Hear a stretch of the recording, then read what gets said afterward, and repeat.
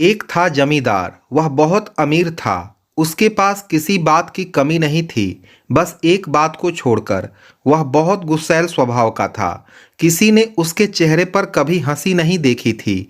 नौकर उससे बहुत डरते थे। जमींदार जब लोगों को हंसते खिलखिलाते हुए देखता तो और जल भुन जाता। दरअसल उसका भी मन हंसने को करता था, लेकिन उसके चेहरे पर हंसी आती ही नहीं थी। सर्दी के दिन थे। जमींदार अपनी हवेली पर बैठा था। वहां से उसकी नज़र सामने वाले मैदान पर गई।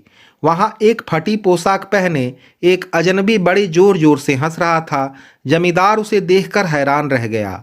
उसने उस अजनबी के चारों ओर देखा।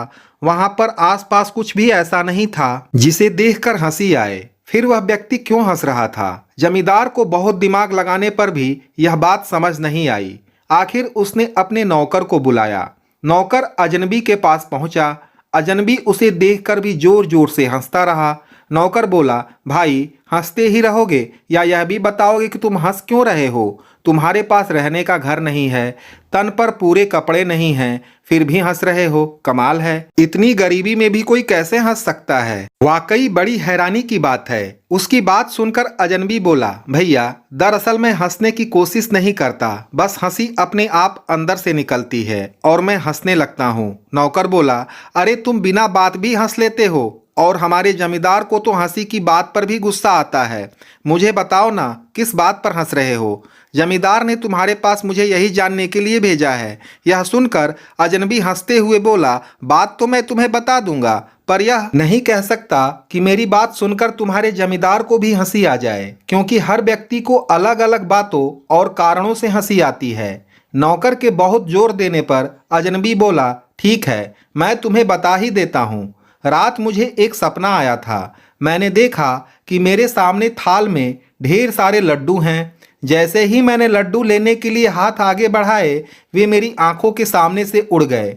बस यही बात सोचकर मुझे हंसी आ रही है कि मैं कैसा व्यक्ति हूँ जो सपने में भी लड्डू नहीं खा सकता। यह सुनकर नौकर जमींदार के पास लौट आया। वह बोला, सरकार मैं समझ गया कि वह अजनबी कैसे हंसता है। इसके बाद नौकर ने लड्डू का थाल मंगवाकर जमींदार के सामने रख दिया और लड्डुओं को ऊपर उछालने लगा।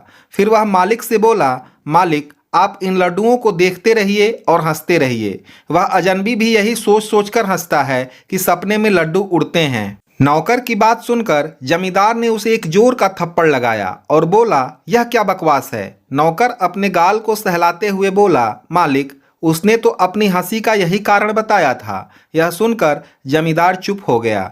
नौकर के जाने के बाद वह वहां रखे लड्डुओं के बारे में सोचता रहा, पर उसे उन लड्डुओं के बारे में सोचकर बिल्कुल भी हंसी नहीं आई।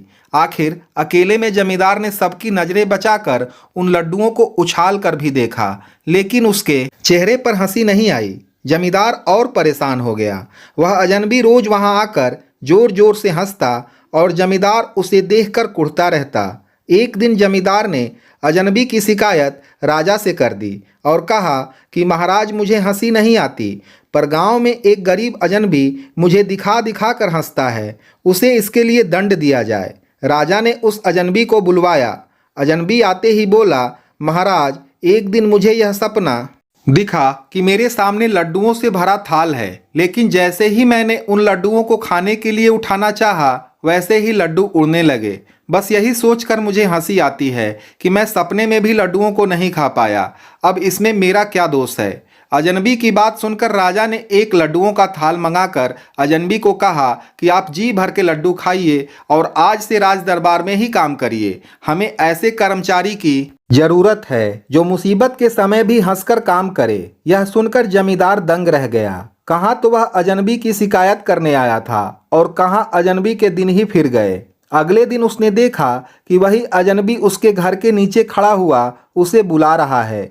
जमींदार उसके पास गया तो अजनबी बोला, जमींदार जी मैं हंसी की सड़क पर दौड़ रहा हूँ और आप उदासी के घर में बैठे हुए हैं, उससे बाहर निकलिए।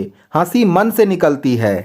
आप हर काम को मुस्कुराते हुए करिए, दुख हो या सुख, लेकिन मुस्कुराहट को अपने होठों पर हमेशा रखिए। ऐसा करने से हंसी आपके अंदर से खुद ही निकलेगी। आपको हंसने के लिए कारण नहीं ढूंढना पड़ेगा। अजनबी की बात सुनकर उस दिन पहली बार जमींदार के होठों पर मुस्कुराहट आई। अजनबी बोला, ये देखिए, आई आई, आपके चेहरे पर भी हंसी आई। यह सुनकर जमींदार जोर से खिलखिलाकर हंसने लगा। अब वह अक्सर हंसता हुआ नजर आता था। अब जमींदार का जीवन पहले से ज्यादा अच्छा और सुखी हो गया था, क्योंकि अब वह उदासी का घर छोड़कर हंसी की सड़क पर जो भागने लगा था। इसके साथ ही अब अजनबी उसका अच्छा मित्र बन गया था, जो हर वक्त उसे हंसाता रहता था। तो दोस्तों, आप लोगों को कहानी कैसी लगी हमें कमेंट के जरिए ज़रूर बताइए और हमारे इस चैनल को सब्सक्राइब कीजिए। आपका दिन शुभ हो और मंगलमय हो।